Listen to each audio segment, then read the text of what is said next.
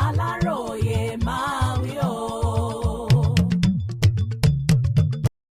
Ìbò 2027 yóò ṣòro gidi fáwọn alátakò ààrẹ Tinubu láti rọ́wọ́ mú làbújá, Wike ló sọ bẹ́ẹ̀.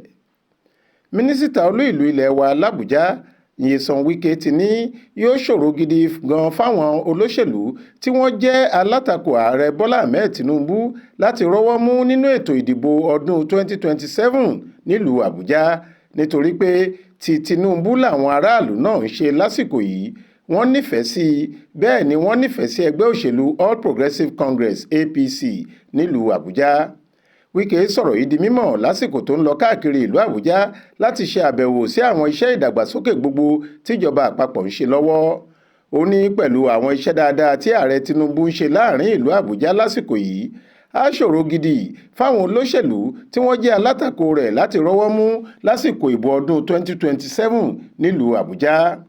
Wike ní kì í ṣe àsọdùn rárá pé ìjọba àpapọ̀ ń ṣiṣẹ́ takuntakun láti sọ nǹkan dẹ̀rọ̀ pàápàá jùlọ nílùú Àbújá.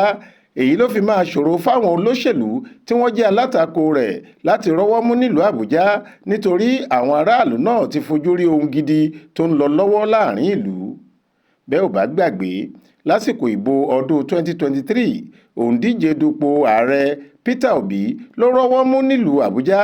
Ó borí ààrẹ Tinubu tó jẹ́ ọmọ ẹgbẹ́ òṣèlú APC àti Alhaji Atiku Abubakar tó jẹ́ ẹgbẹ́ òṣèlú PDP nínú ìbò tí wọ́n dì nílùú Àbújá lásìkò náà.